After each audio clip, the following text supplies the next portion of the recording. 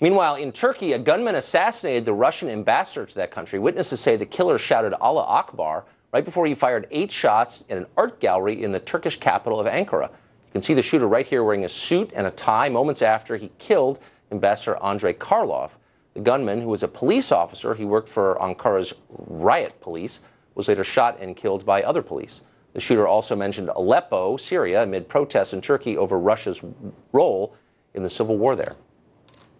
Well, a week and a half ago, the Washington Post changed the debate over the 2016 election with an article that quoted anonymous sources who'd recently received a CIA briefing given to Congress. According to those sources, the CIA concluded that the Russian government intervened in our presidential election to help Donald Trump win. Journalist Glenn Greenwald is the founder of The Intercept. He spent years covering the intersection of politics and intelligence, and he joins us now from Rio de Janeiro to assess that coverage. Glenn, it's good to see you tonight. So here's the story. I know you read it. It really had an instantaneous effect on the way people are covering the post-election sort out. It said, quote, the CIA has concluded in a secret assessment that Russia intervened in the 2016 election to help Donald Trump win the presidency. That sentence right there changed everything here in Washington. Should we believe that assessment? We should be extremely skeptical of it for multiple reasons. To begin with, this is a secondhand report, so you have somebody whose identity is being shielded describing what the CIA supposedly concluded, laundering that through the Washington Post. These are assertions that are being made completely unaccompanied by any evidence whatsoever, let alone evidence that we can touch and rationally review. There's all kinds of reasons to suspect the CIA statements, including the fact that they're wrong all the time. They're programmed in a lot of cases to disseminate disinformation, and there's lots of reasons to view them as political actors. And so I think we ought to be highly skeptical. But what's interesting, I agree with that assessment completely. I mean, they're sometimes right, they're sometimes wrong, but they're certainly skilled in deception. That's what they do. And yet, politically, here in Washington, the response has been, well, if you don't believe this account of analysis by the CIA, you're somehow acting on behalf of the Kremlin, or you're not patriotic, or you're insulting the memory of the CIA officers who've died in the line of duty. Have you seen that kind of response before? I saw it from a Democratic Congressman, Adam Schiff, actually, when you interviewed him last week, and all you were doing was asking him for evidence, and he told you should go to put your show on RT. And in my journalism, this is the response I've been getting for many months now, as not even when you deny that it happened. I mean, nobody should deny that Russia might have done this. Of course Russia might have done this. This is the kind of thing that all states do, and certainly Russia.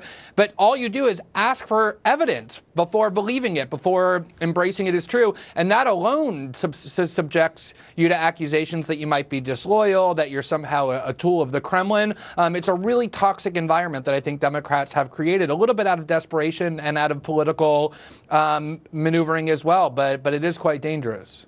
Well, it is so weird that Russia is the focus. I mean, speaking for myself, I'm agnostic on Russia. I don't speak Russian. I've never been to the country. I don't have strong feelings about it one way or the other. I'm willing to believe anything, basically. I'm open-minded. And yet, all of a sudden, Russia seems to be villain number one. Why is that? It seems strange. You know, one of the really interesting things is in 2012, when Mitt Romney ran against Barack Obama, the Democrats mocked Romney mercilessly for depicting Russia as the #1 geopolitical threat. And they released a video saying Mitt Romney's stuck in the Cold War. He doesn't understand the 21st century. Obama in the debate said the 1980s want their foreign policy back, to think that Russia is this grave threat. And throughout the Obama presidency, he tried accommodating Putin. He didn't arm anti-Russian factions in Ukraine. He tried to cooperate with him in Syria. It was really an election year political theme that the Democrats manufactured out of whole cloth, that the Russians, that Putin pose some sort of existential threat to the United States, that they're our enemy, our entrenched enemy, and we all have the patriotic duty to resist it. And it's not working. The Americans don't wake up and worry about Vladimir Putin, but Democrats seem to be digging in further into this losing political attempt. Well, see, I guess what bothers me about it is that unlike the attack on the Trotskyites, who were sort of a powerless group exiled to Mexico City, Russia's a real country with nuclear weapons. And are there consequences of what we've seen in the last 6 months, where our foreign policy seems to have shifted to a pretty hostile posture toward Russia? That seems reckless to me, if in fact there's only a political motivation behind it.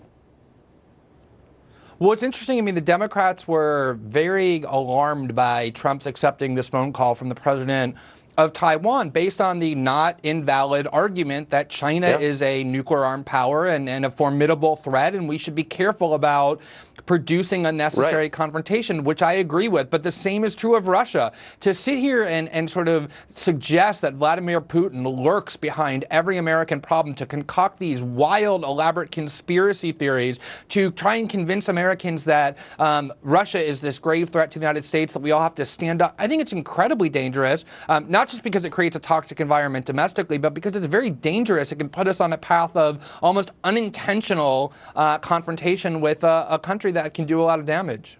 That's the way it seems to me. I don't think you and I have ever voted for the same person, so it's nice to hear you say that because it makes me feel less crazy. I thought it was missing something. Glenn Greenwald, thanks a lot for joining us. I appreciate it. Great to be with you, John. Thanks.